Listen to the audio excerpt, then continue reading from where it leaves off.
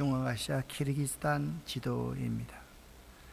아래 그림은 방금 보았던 마태복음의 저자 사도 마태의 무덤이 있는 두물머리입니다.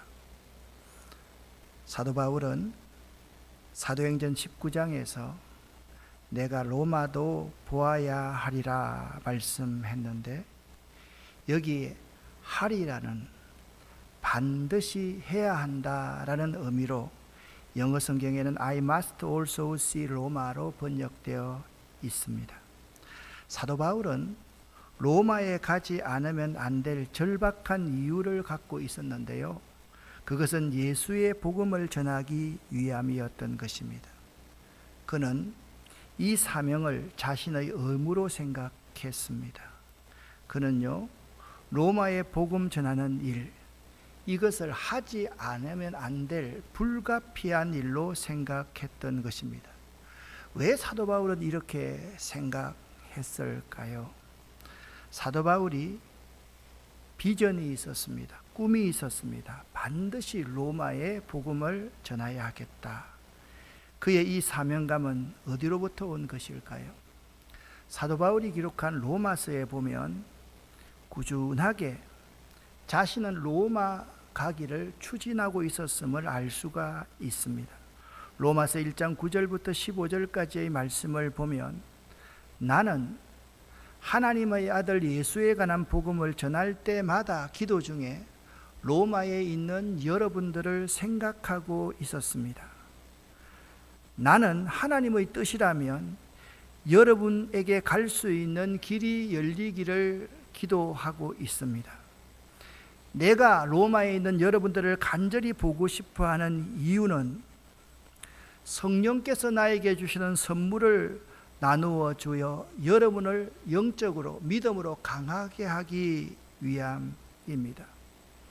로마에 있는 형제 자매 여러분, 내가 여러 번 로마에 있는 여러분에게 갈 계획을 세웠으나 뜻대로 되지 못했다는 사실을 이해해 주시기를 바랍니다. 나는요, 로마에 있는 여러분에게도 복음 전하기를 간절히 바라는 마음을 가지고 있습니다. 15장 24절과 28절 말씀을 보면, 스바나, 스페인으로 가는 길에 로마에 있는 여러분을 방문하여서 잠시 여러분과 함께 지내면서 여러분의 도움을 받아 여러분께서 저에게 헌금을 해주시면 스페인으로 가기로 소원합니다. 저의 사역은 복음 전파와 함께 예루살렘에 있는 가난한 성도들을 구휼하는 사역을 마치려고 합니다. 이 일을 다 마친 뒤에 로마에 있는 여러분에게 들렀다가 다시 스페인으로 가려는 계획을 가지고 있습니다. 읽지 않았는데 14절 말씀을 보면 사도 바울이 이렇게 말씀하고 있습니다. 같이 한번 읽어보겠습니다. 나는 그리스도인이든지 미개인이든지 지식인이든지 문맹인이든지 가리지 않고 어느 누구에게나 복음을 전할 책임이 있습니다. 아멘. 이 말씀은 우리들이 이렇게 적용할 수 있을 것입니다. 우리에게는 어느 누구에게나 어느 곳에서든지 복음 전할 책임, 복음 전할 사명이 있다라고 말씀하고 있습니다. 여러분은 그러한 책임, 그러한 사명이 있다고 믿으십니까? 믿으십니까? 그런 마음이 희미하다고 한다면 지난 주일 설교를 다시 한번 들어보시기를 바랍니다. 우리 주님께서 베드로에게 말씀합니다. 깊은 데로 가서 그물을 내려 물고기를 한번 잡아보라. 너는 물고기 잡고 여기 있을 사람이 아니지 않느냐? 너는 사람 낚는 업으로서 살아야 될 존재 이유가 있는 것이 아니냐? 그리고 베드로가 예수님을 3번씩이나 부인하고 저주하고서 다시 갈릴리 바다에 가 있을 때 주님께서 베드로에게 나타나셔서 네 그물을 배 오른편에 던져라. 네 삶의 방향을 이제 바로 한번 정립해보라 말씀하셨습니다. 사도 바울은요, 어떤 상황이 벌어지든지 로마에 가기를 원했습니다. 그곳에서 박해를 당해서 혹은 목숨을 잃는 한이 있더라도 그는 로마에 가서 복음 전하는 일을 로마 황제라도 막을 수 없을 것이라고 생각했습니다. 구경 가는 것이 아니었습니다. 여행 가는 것이 아니었습니다. 가도 되고 가지 않아도 되는 그런 것이 아니었습니다. 그는 로마에 가서 복음을 전가하여 예수 그리스도가 머리 되시는 교회를 든든히 세우고 스페인에서도 복음 전거하고자 하는 열망을 갖고 있었던 것입니다. 중요한 것은 사도 바울이 비전을 갖게 된 동기가 하나님께서 이것을 지시하셨기 때문입니다. 예수 믿는 사람을 박해했던 그가 처음 주님을 만났을 때 우리 주님께서는 너는 이방인을 위해 택한 나의 그릇이다 라고 말씀하시면서 주님은 그를 이방인의 사도로 보내시겠다고 이미 말씀하셨습니다. 그가 예루살렘에서 체포되어서 공회에서 복음을 전가한 후에 그 밤에 주님께서 감옥에 갇혀 있는 그에게 나타나서 그의 곁에 서서 이렇게 말씀하셨습니다. 노란 글 부분을 같이 읽겠습니다. 네가 예루살렘에서 나의 일을 전거한 것 같이 로마에서도 전거하여야 하리라. 아멘. 이렇게 말씀하셨습니다. 사도 바울은 본래부터 이런 꿈을 가진 사람이 아니었습니다. 그가 어떤 사람이었는지 사도행전 7장 54절부터 60절까지의 말씀을 보면 초대교회 스데반이라는 믿음 좋은 집사가 있었습니다. 이 스데반이 예수 그리스도의 복음을 전거하니까 54절 말씀을 보니까 그들이 몹시 화가 나서 스데반을 보며 이를 갈았다라고 말씀하고 있습니다. 스데반을 향해서 그들은 돌을 던져서 짱돌을 들고 스데반을 짓이겨서 죽이기 시작합니다. 그때 스데반이 하늘을 보게 됩니다. 하늘이 열리고 하나님의 오른편에 주님께서 서 계신 것을 보게 되었습니다.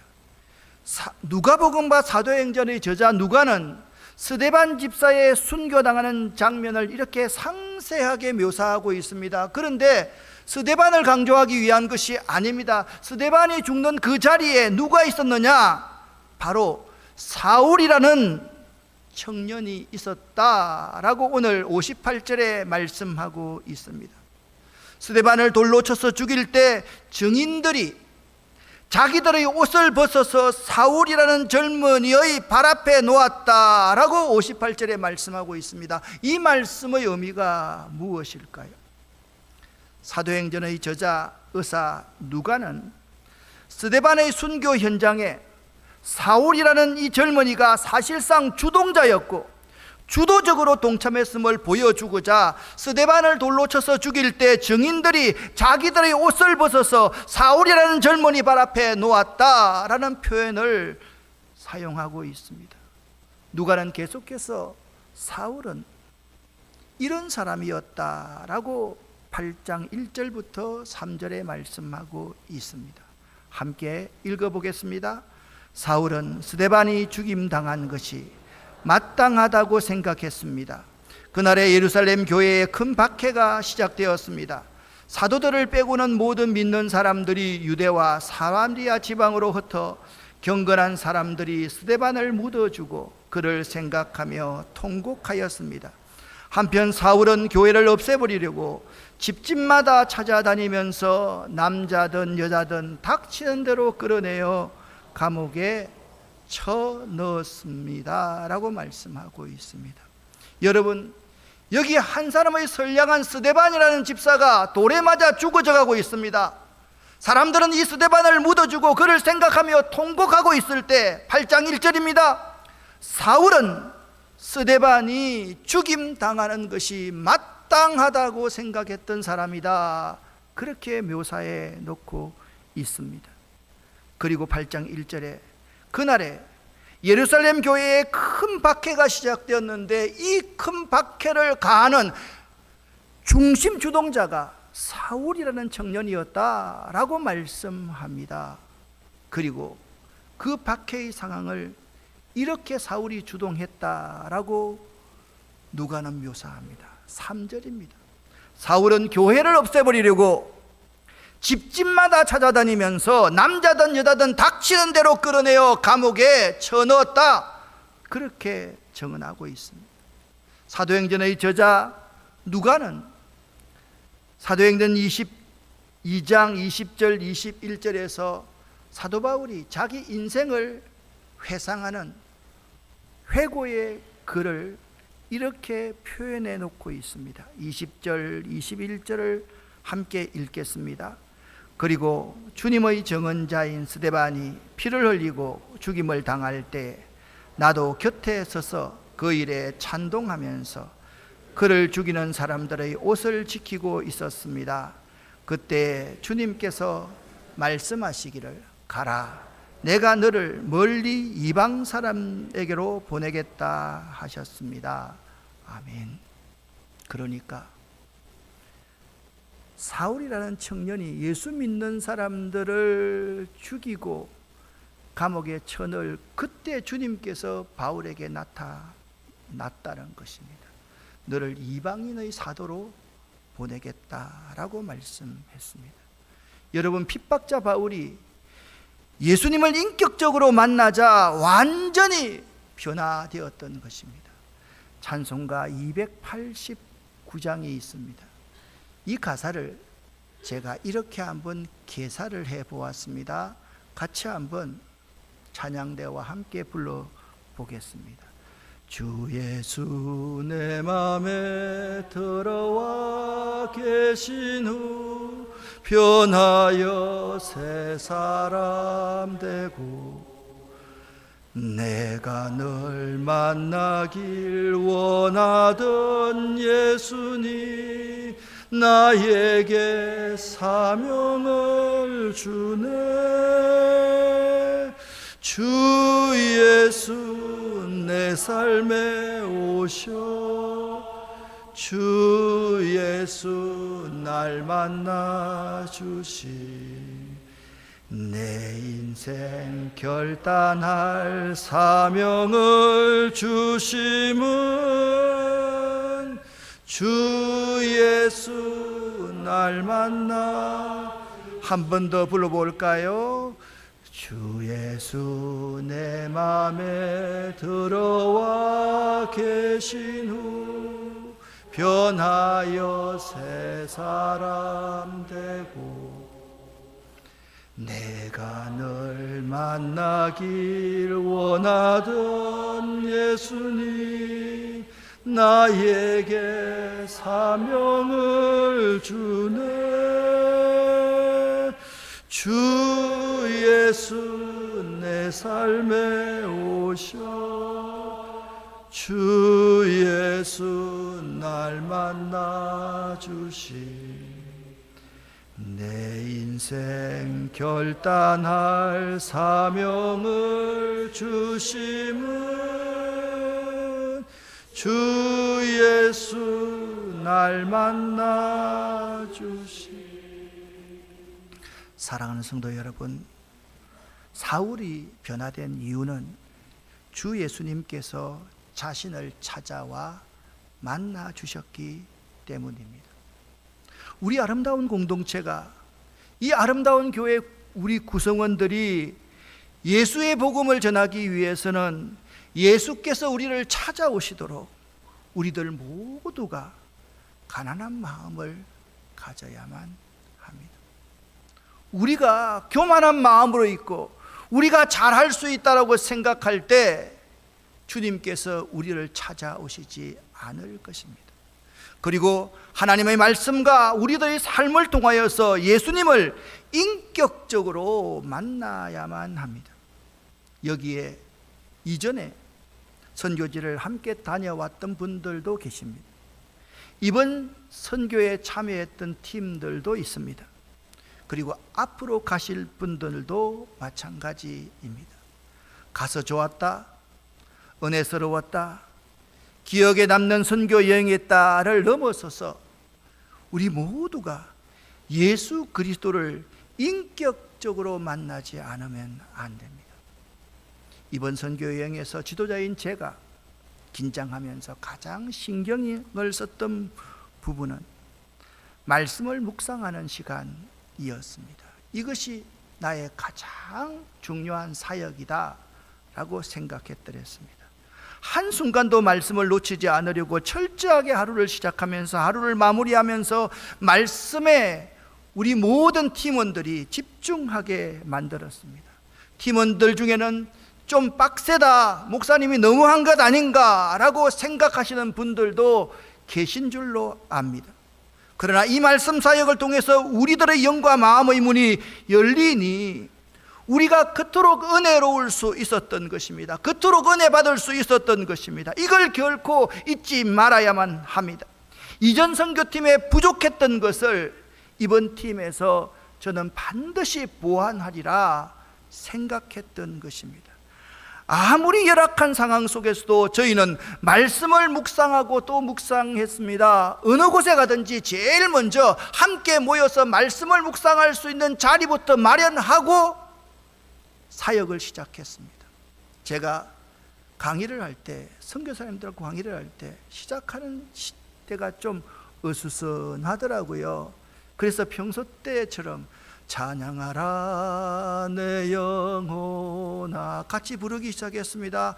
갑자기 선교사님들이 놀라서 뛰어들어오면서 찬양 멈추라고, 큰일 난다고. 그곳은 무슬림 지역이기 때문에 찬양도 함부로 부를 수 없는 그런 곳이었습니다. 사랑하는 성도 여러분, 이번에 저희들은 이러한 사역을 했습니다. 선교사님들에게 역사하신 하나님을 함께 나누고 간접적인 은혜를 받았습니다. 선교지에서 선교사님들이 만난 하나님을 우리가 만날 수 있었습니다. 그들의 사역 실적을 들은 것이 아닙니다. 그들이 어떤 사역을 잘하고 있는지를 들은 것이 아닙니다. 그분들 가운데 역사하신 하나님을 우리들이 만날 수 있었습니다. 그 감정들이, 그들이 우는 그 눈물 속에서 우리도 함께 눈물 흘릴 수 있었고, 그들이 기뻐하는 속에서 함께 기뻐할 수 있었고, 그들과 함께 기뻐하고 즐거워하면서 시간들을 보낼 수 있었습니다.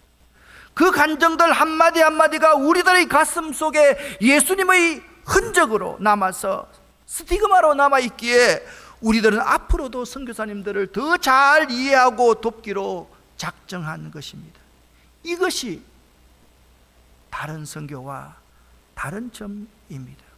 이 간증과 나눔이 말씀 사역이었습니다. 한 근사님께서 계속해서 눈물을 흘리고 있습니다. 그 근사님께서 말씀합니다. 왜 나에게 눈물이 터졌는지, 왜 계속 눈물이 흐르는지 나도 잘 모르겠다 말씀하셨습니다. 맞습니다. 우리들 모두가 예수 그리스도를 인격적으로 만날 수 있는 시간이었기 때문입니다. 그리고 선교사님들에게 환경이 얼마나 중요한지, 그리고 한 마을 공동체가 농업 공동체를 만들어가는 것이 얼마나 중요한지, 선교사님들이 건강하시려면 어떻게 텃밭을 일구면서 살아야 하는지에 대해서 이렇게 나눌 수 있었습니다. 그리고 우리들의 사역은 유용미생물 EM 원액 3톤을 배양하고 왔습니다. 산자르 형제 집에 3톤을 배양합니다. 1톤은 산자르와 그 마을 농부들이 1년 동안 사용할 원액입니다. 그리고 1톤은 키르키즈에 있는 모든 선교사님들이 다 나누어서 텃밭을 가꿀 수 있는 양의 원액입니다. 그리고 1톤은 우리 6가정의 우리 선교사님들이 함께 나누어서 활용할 수 있는 엄청난 양입니다. 지금 원액을 배양하고 있습니다. 원액을 배양하고 나서 5일째가 되면 거기에 천일염을 넣어야 하기에 제가 확인을 했습니다. 그랬더니 산자르의 큰 Мынакей 아들인 엘백이 биздин бочкалар 이렇게 말을 하고 있답니다. число 오늘 2024 6월 жыл 24일 26-июнь 약 6일이 지났습니다. 모든 통들이 다 일을 하고 있고 баардыгы 뜨겁다고 иштетет. 그렇게 전해 왔습니다. 그리고 그 엘백이 각 통에 천일염을 1kg 700g 넣었다라고 이렇게 말하고 봐도 있습니다. 그리고 우리는 한 장로님이 주신 기능성 황금 배추 모종 1,500포기를 모종 트레이에 만들어 놓고 왔습니다. 1,000포기를 키워서 산자르 형제가 키우면 1년 먹고 살 수 있을 것입니다. 그리고 500포기는 갈렙 선교사님 집에 키워 놓고 만들어 놓고 그것을 선교사님들에게 5포기, 10포기, 20포기 나누어 줄 수 있도록 이렇게 작업을 했습니다. 산자르 집에 하는 작업입니다. 갈렙 선생님 집에 하는 작업입니다. 그리고 약 한 8일 정도가 지났을까요? 제가 와서 싹이 났냐라고 물어봤더니 Так, мынакей 그 биздин 모종 уруктар 트레이에 황금 배추의 싹이 이렇게 은 났다라는 2024 보고를 받았습니다. 그리고 가능성을 열기 위해서 기능성 상추와 열무를 심고 왔습니다. 우리 최월성 집사님 내외가 여기 산자르 형제의 밭에다가 땅을 파고 상추와 열무를 심었는데 이것이 아주 그들에게 가능성이 있는 사역이다. 여러분, 한 봉지에 씨앗이 얼마 하겠습니까? 이 씨앗 10봉지, 20봉지 가져와서 모종 트레이 잘 만들어 놓고 뿌려 놓고 그들이 거둘 수 있게 만들 수 있다면 얼마나 좋은 사역이었겠습니까? 우리들은 이번 선교 여행을 통해서 이런 가능성을 보았습니다. 먼저 인재를 키워야 되겠다라고 생각했습니다. 여기 이곳은 비스케크에 있는 소망의 샘 교회입니다.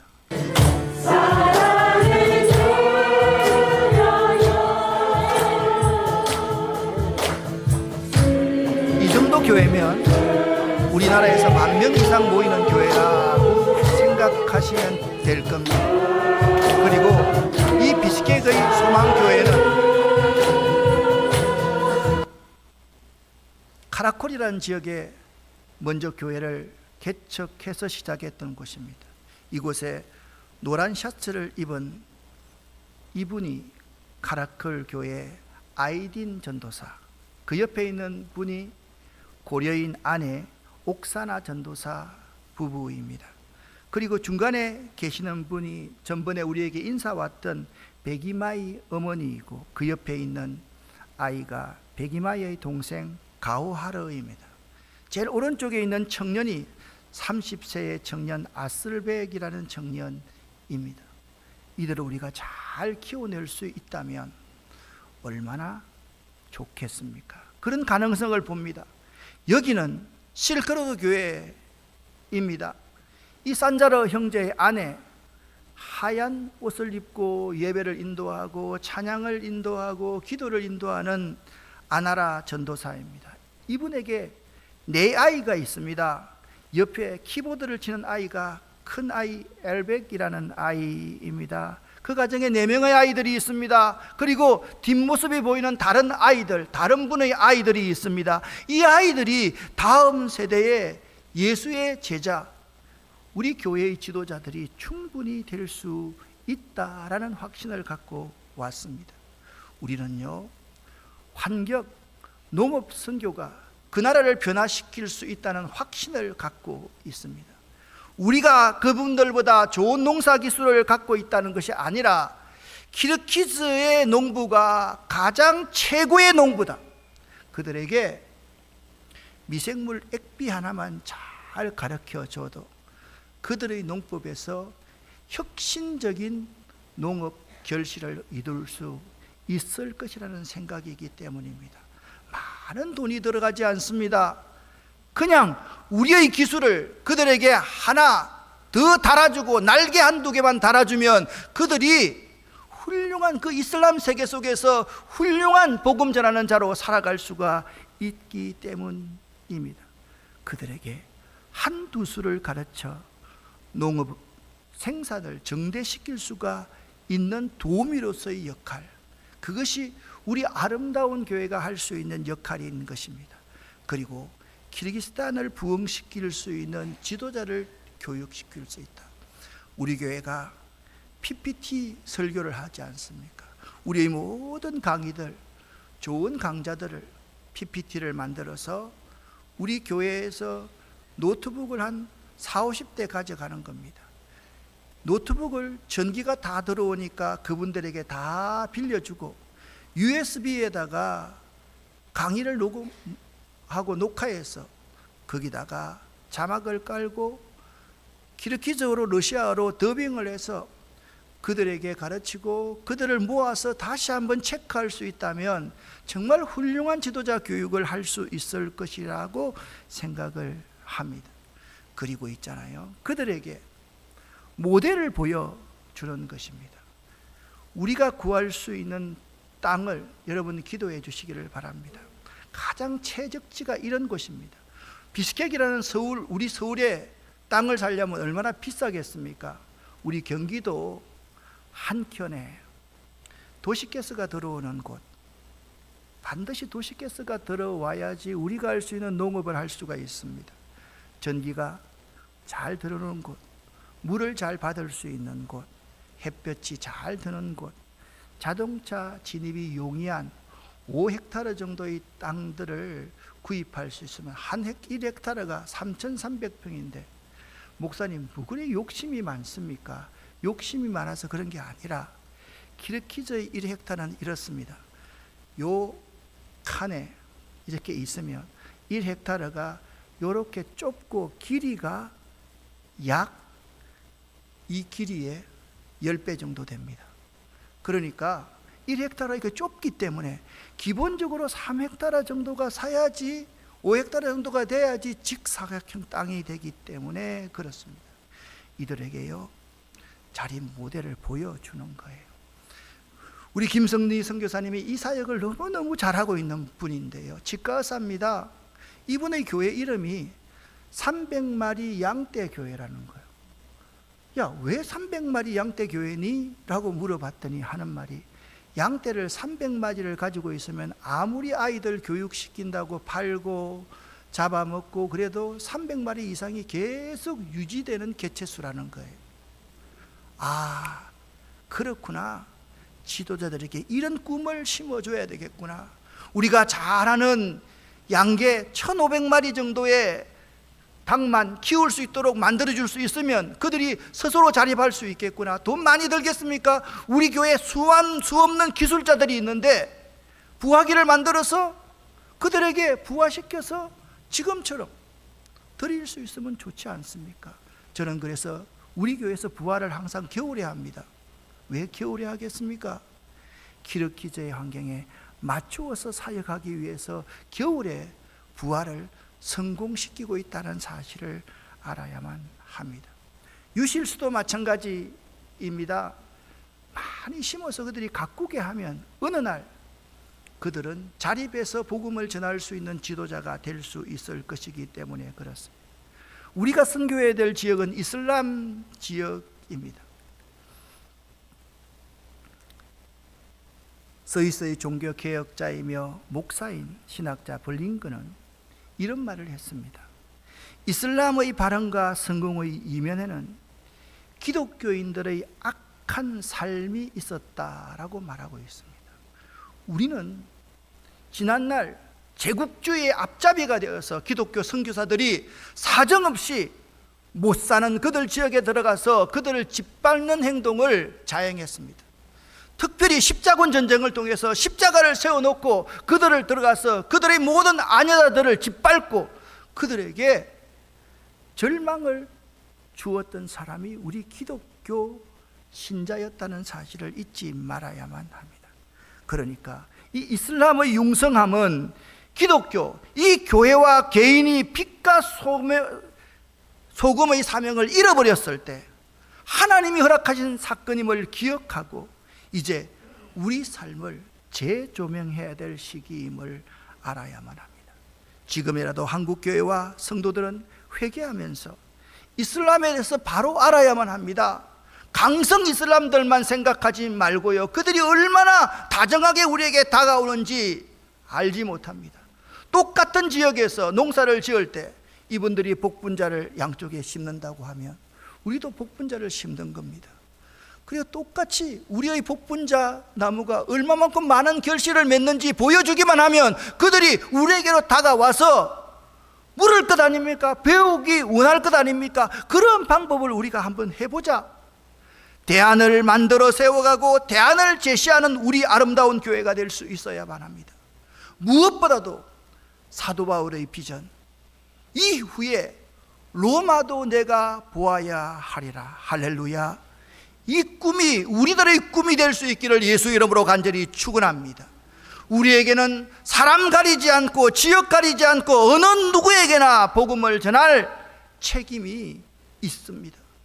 세계 어느 곳 누구에게든지 말입니다. 바로 이 환경센터가 있는 이 환경센터 바로 몇 킬로 너머에 북한의 개풍군이 있습니다. 북한 땅이 열리게 되었을 때 그들의 관행적인 농업에 우리의 이 농업 기술을, 미생물 농업 기술을 더할 수 있다면 그들이 얼마나 기뻐하고 즐거워할 수 있겠습니까? 사랑하는 성도 여러분, 그러기 위해서 우리들은 사도 바울의 고백을 배워야만 합니다. 사도 바울은 이렇게 고백했습니다. 한번 따라 해보시기를 바랍니다. 내가 죄인 중에 괴수입니다. 한번 내가 죄인 중에 괴수입니다. 여러분, 사도 바울은 그렇게 고백했다는 거예요.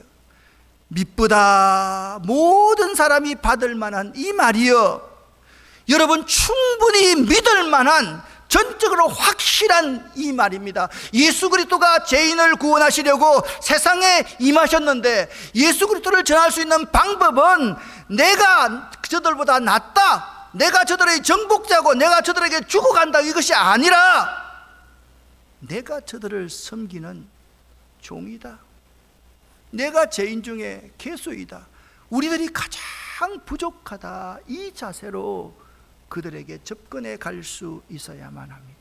이렇게 고백한 사도 바울은 또 이렇게 고백했습니다. 함께 읽겠습니다. 나의 달려갈 길과 주 예수께 받은 사명, 곧 하나님의 은혜의 복음 증거하는 일을 마치려 하면은 나의 생명을 조금도 귀한 것으로 여기지 아니하노라. 아멘. 여러분과 저의 삶이, 우리 교회의 삶이, 여러분의 사업이 세상 어느 누구에게나 가서 복음 전하는 삶이 되기를 원합니다. 여러분, 그저 베드로의 초기처럼 물고기만 많이 잡으려는 삶을 살지 말고 사람 낚는 어부가 되어야 되겠다, 그렇게 결단할 수 있기를 바랍니다. 그리고서 잘못 살았을 때 주님께서 내 배 오른편에 그물을 던져라고 말씀하시면 내 삶의 방향이 주님과 복음과 교회와 이웃을 위해서 헌신하는 복음 전파의 삶을 살아야 되겠다, 그렇게 결단할 수 있기를 예수 이름으로 간절히 축원합니다. 기도하겠습니다. 하나님 아버지, 우리가 그냥 그렇게 살아가지 않도록 도와주시옵소서. 우리 삶이 물질만을 위해서, 사업만을 위해서, 우리의 즐거움만을 위해서 살아가지 않도록 하시고, 베드로처럼 내 존재 이유가 사람 낚는 어부에 있음을 깨달아 알 수 있도록 도와주시옵소서. 그리고 내가 가지고 있는 모든 것을 우리 이웃을 위해서 아낌없이 나누고 베풀 수 있는 삶 살 수 있도록 도와주시옵소서. 예수 그리스도 이름으로 축복하고 간절히 기도 올립니다. 아멘.